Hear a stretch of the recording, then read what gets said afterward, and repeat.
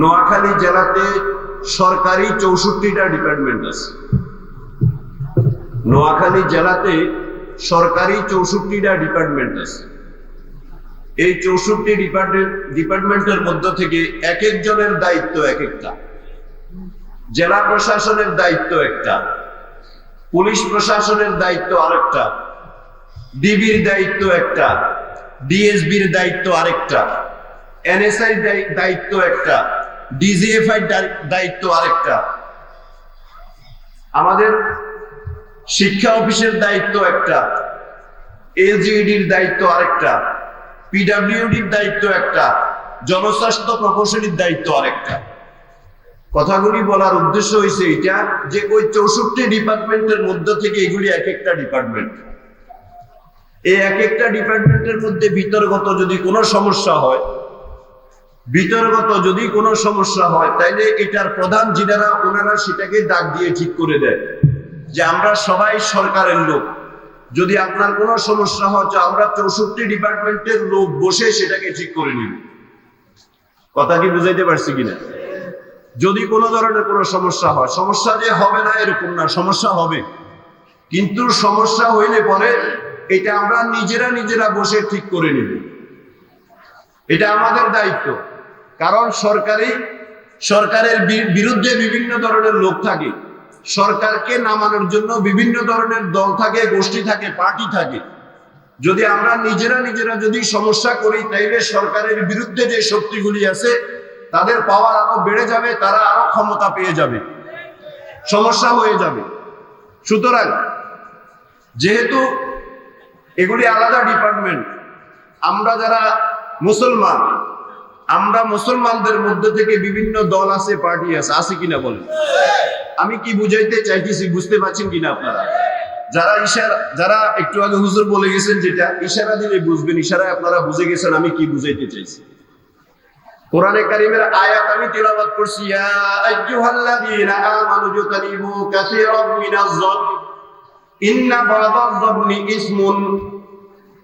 হে ঈমানদাররা, ইয়া আইয়ুহাল্লাযীনা আমানু, দেখেন কথাগুলি তো পুরা পৃথিবীর সব লোকের বলে নাই, যারা ঈমান নিয়ে আসছে তাদেরকে বলতেছে।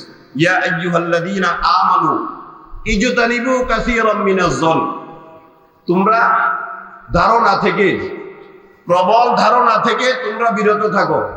কখনো কখনো তোমাদের এই ধারণা গুনাহ, তোমাদের এই ধারণা গুনাহ। এজন্য কোনো কথা বলতে, মুখ থেকে বের করতে, যেহেতু আমাদের কথার অনেক দাম, মানুষ এখনো আমাদের কথা শুনে। প্রসঙ্গত ছোট্ট একটা ঘটনা শোনাই আপনাদের। গত বছর 3-4 আগে আমাদের দুদকের পক্ষ থেকে আমার কাছে একটা চিঠি এসেছে। চিঠি দিয়ে বলতেছেন যে হুজুর আমাদের এইটা একটু মসজিদের মধ্যে এলান করে দিন। তা আমি ওনাকে বললাম যে ভাই, দুর্নীতি দমন কমিশন এটা আপনাদের তো সরকারের আলাদা ডিপার্টমেন্ট, যদি দেশে কোথাও দুর্নীতি হয় সেটা আপনারা দেখবেন, আপনারা সেটাকে প্রতিহত করবেন, আপনারা সেটাকে শৃঙ্খলার মধ্যে আনার চেষ্টা করবেন। আমাদের দায়িত্ব হয়েছে মসজিদে ইমামতি করা, জুমার দিনে খুতবা দেওয়া, জুমার দিনে কিছু কথা বলা। আপনি আপনার ডিপার্টমেন্টের দায়িত্ব আমার হাতে কেন উঠাই দিলেন? তুমি সুন্দর একটা কথা বলছে, শুনবেন নি? সুন্দর কথা বলছে, বললেন যে হুজুর আমাদের কথা তো এখন আর মানুষ শুনে না, এখনো আপনাদের কথা মানুষ শুনে। বলেন আলহামদুলিল্লাহ, আবার বলেন আলহামদুলিল্লাহ, আবার বলেন আলহামদুলিল্লাহ। আলহামদুলিল্লাহ, এই সমস্ত ব্যানারওয়ালাদের লোকদেরকে এখনো মানুষ মানে, এই সমস্ত ব্যানারওয়ালা লোকদের কথা মানুষ এখনো শুনে।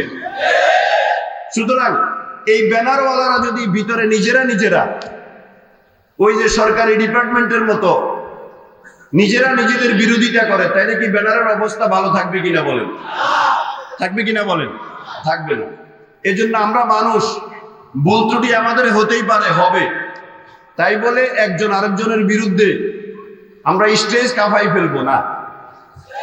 ভুল ত্রুটি থাকতেই পারে, থাকবে, আমরা ভুলের ঊর্ধ্বে না, কিন্তু বলতে গেলে নিজেদের একটু ব্যালেন্স ঠিক রাখতে হবে। আবার আমি যেটা বলতেছি কতটুকু সত্য সেটা দেখতে হবে। যদি এমন হয় যদি এমন হয় যে আমার এই কথার পিছনে সত্যতা নাই, তাইলে আমার অবস্থা কি হবে, আমার ব্যানারের অবস্থা কি হবে? মানুষ যে আমাদের উপরে এই আকীদা বিশ্বাস রাখে যে এখনো আপনাদের কথা মানুষ শুনে, তো মানুষের কি অবস্থা হবে? গত 3-4 দিন আগে রাস্তা দিয়ে হাঁটতেছিলাম, এক ভাই পাশে দিয়ে বলতেছে, এবার যদি হুজুররা একসাথে হয় আর কি। উনার কথা, এবার যদি হুজুররা একসাথে হয় আর কি, এই একটা সুযোগ উনি বুঝাইতে চাইতেছে। এটা হয়তোবা উনি নিজ থেকে বলতেছে বা আমাকে শোনানোর জন্য বলতেছে। কথা কি বুঝে আসছে কিনা? এখন আমরা যদি পরস্পরে এভাবে কথা বলি না, এগুলি মানুষ ভালোভাবে নেয় না। আর আমি এখানে বলতেছি 10 মিনিটের ভিতরে এখন সারা বাংলাদেশ হবে কথা। এখন আর আগের দিন নাই। আমি কি বলতেছি সবাই শুনতেছে। আবার কমেন্টস গুলির মধ্যে আপনার মূল্যায়ন কি হইতেছে সেটাও একটু দেখতে হবে, দেখার দরকার আছে। এজন্য কথা বলতে খুব হিসাব নিকাশ করে বলতে হবে। একটা বিষয় আমি এখন বলি, আপনারা এটাকে কেউ আল্লাহর ওয়াস্তে নেগেটিভলি নেবেন না, কেউ নেগেটিভলি নেবেন না। উদাহরণের জন্য কথাটা নিয়ে আসছি। ডাক্তার জাকির নায়েক একসময় আমাদের অনেক বাংলাদেশি অনেক ওলামা ইকরাম সরাসরি ওনাদেরকে বলতো ইহুদিদের দালাল। কিন্তু আমরা এখন ফেসবুক ইন্টারনেটের মধ্যে শুনি যারা ইহুদিদের দালাল বলতো তারা এখন ওনাকে হক বলে। তাইলে তারা হয়তো আগে ভুল করছে বা এখন ভুল করতেছে। তাইলে বোঝা যায় ইন্না বা'দা যন্নি ইসমুন। উনি কতটুকু হক কতটুকু বাতিল এটা আমার জানা নাই, আমার এখন এই মুহূর্তে এটা জানার দরকারও নেই। কিন্তু আমার বলার উদ্দেশ্য, একই মানুষ আজ থেকে 10 বছর আগে বলতেছেন বাতিল, এখন উনি বলতেছেন উনি হক। একই মানুষ। কথা কি বুঝে আসছে কিনা? তাইলে আগে যদি আপনার কথা সত্য হয় এখন ভুল অসত্য, আর যদি আগের কথা আপনার মিথ্যা হয় এখন সত্য, তাইলে আপনি এক মুখে দুই কথা বলতেছেন। কি জন্য?